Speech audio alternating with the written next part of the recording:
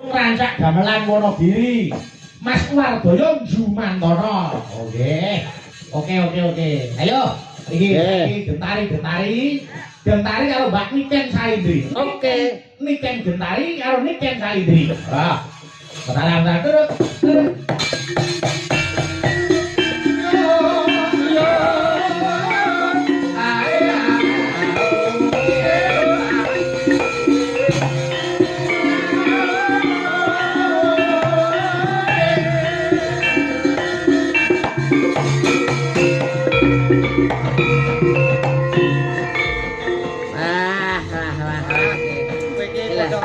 Jajah kemerdekaane wong.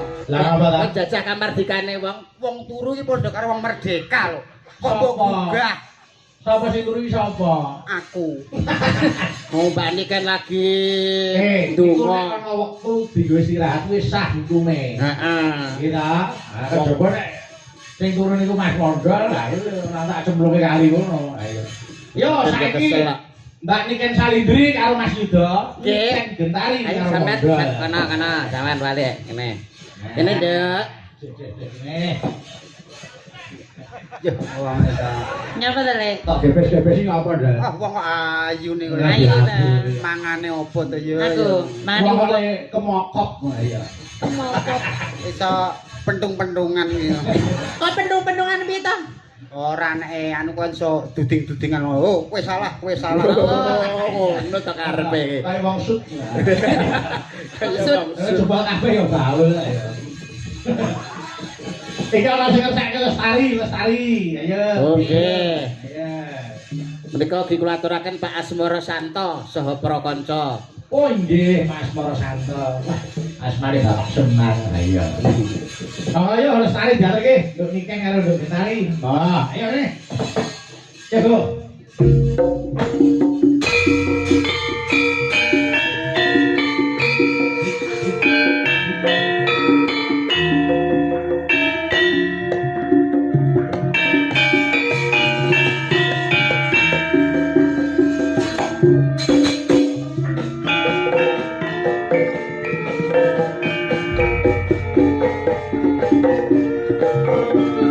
Sangat dewi katon lam-lami dan babar ngangi sepi arom kembali melati dasar walani datari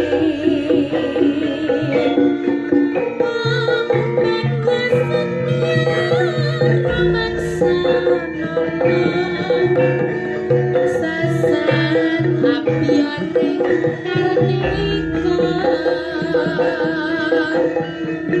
kanthi apes pitung